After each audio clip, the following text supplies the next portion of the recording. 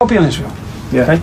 I come out of prison however many weeks ago in not a good place, and I've been trying to get myself back to normal, and that's pretty hard when I'm preparing in 2 days to be put back in prison. So I've not been in a position to meet, speak, talk, or plan anything, and that's just the truth. Unfortunately, I've had to be seeing doctors and medical advice on the fact that of the consequences of what's happened in my last prison sentence. So I'm not in a position now to make plans for anything that I'll be doing, because I wouldn't want to go out. I'm not in that right frame of mind. How are you feeling about the prospect of going back to prison?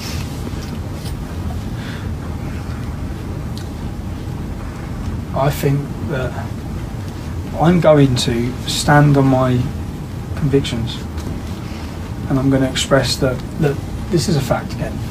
I was sent to prison for breaching Section 4 reporting restriction order. That same weekend, 3 national newspapers breached the same order. 1 newspaper breached 2 Section 4 orders. When they were made aware, and I've got all this evidence in my transcripts from my court case, when they were made aware that they breached the order, one of the newspapers just didn't care. They refused to remove their thing. Now, many people have committed the same so-called crime that I've committed. None of them have faced prison or been convicted or even arrested. I have already spent 2.5 months on solitary confinement for you're a journalist, yeah? Section 4 court order, under the law, when you read the contempt laws, the judge has no power to put reporting restrictions on the information that's already in the public domain. Everything I said outside that court was in the public domain. Okay? You weren't supposed to be there, were you? Because you had a restriction on you going to those from your previous case, from the Canterbury case. No, I didn't. That's a lie. No, I didn't. That's been widely reported that you had a restriction. It was also widely reported that I pled guilty. It's a lie. Okay. No, I know that's not the case. But you did have a restriction on you. No, I didn't have a restriction from the previous case. No, I had a committal for contempt of court. Okay. Yeah. Now, for me to stand outside a courtroom, this is a free country, and I'm a free man. Okay. And if I stick within the law, which if you read the law, the judge has no power to put a reporting restriction on information that's in the public domain. I knew, when I stood outside that courtroom, I knew the verdicts of the first part of the trial, and I knew lots of the ins and outs of the trial. I never spoke about any of them. I didn't assume guilt. I went out of my way to make sure I made people aware that they were innocent until proven guilty. I done nothing wrong. And I've spent, and in fact... What do you think is going to happen though? What do you think is going to happen? Actually, I shouldn't have asked that. No, that's right. I think on Friday morning I'll be waking up in prison. I think, look, it's a fact that multiple reporters breached the same order the same weekend, and none of them have faced prosecution. Now, justice is supposed to be blind. It's not going to be deaf and dumb. Okay? I am being prosecuted because I'm Tommy Robinson. Nothing else. Couple of quick fire questions. What do you think of Putin? What do I think of Putin? Yeah. I don't know. I don't research Russia. No, I don't. Not your thing. No. You've met Theresa May. What do you think of her? What do I think of Theresa May? She can't dance. I think she's a robot. I think that Theresa May. We should all come to that. Yeah. I had 20 minutes with Theresa May. Yeah, I know you did. Yeah. When she was Home Secretary. When she was Home Secretary, and everything I warned her about. I actually went on about Luton's Islamic Centre. Yeah. Guess where? Khalid Massoud. Khalid Massoud? Was that the terrorist on Westminster Bridge? Oh yeah. So guess where? I specifically, in my meeting with her, begged her for help in Luton. Yeah? As Home Secretary. I said, this mosque, this Luton Islamic Centre, and I listed all the things. Khalid Massoud worked at that mosque. Right. Everything I warned her about has come into fruition. And now that leader, who was part of my Luton in Harmony, the reason why I was so concerned was because I knew and understood what that mosque was about, and they were part of my council. Yeah. They're part of all the Luton in Harmony. You know, we need all diversity is stronger together. And I knew that they're smiling, like the imam done to you at the Finsbury Park Mosque.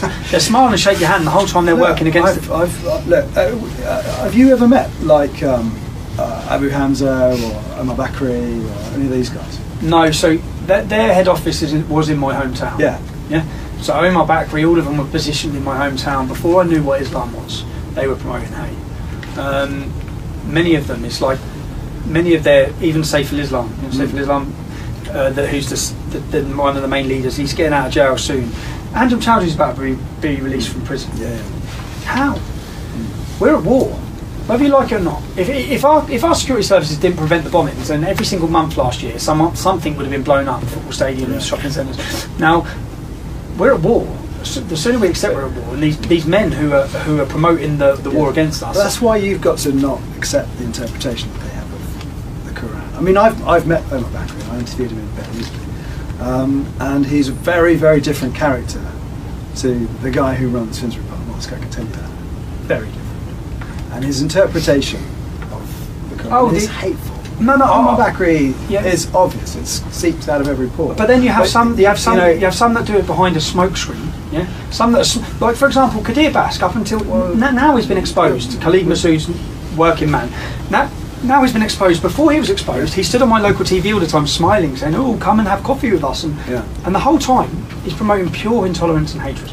So what I'm saying is, with Islam and understanding who Muhammad was, my biggest problem is understanding who Muhammad was. He was an immoral, barbarian. I'm just trying to get to where, just sort of, I know we've gone a long time, I'm just trying to get where you are at with Muslims, because you're saying, oh, you can't trust these guys, they're two-faced. It's effectively what you're saying. I didn't say that. Well, you did. You said there's the behind the smoke screen guy. There are. Yeah. There are. But you've got Muslim friends. You've got. Yeah, they're just normal lads.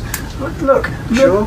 The majority of Muslims in the UK, what I have a problem is when they start following the literal word of their scripture, we're going to have a problem. Yeah. When they want to live as Muhammad did, we have a problem. The reason why is because he killed people, he murdered people, he was a barbarian. Now, the majority of Muslims don't even pick up the Quran, read the Quran, or go to mosque. The majority, they might go to mosque when it's Ramadan.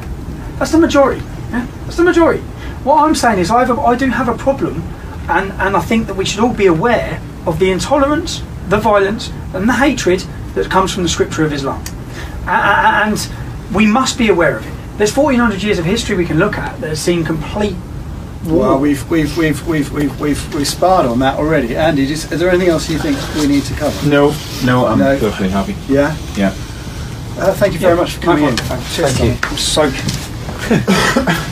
Thank you. Tommy. That was really interesting. Thank you, mate. We'll see what you do. Have you read it in?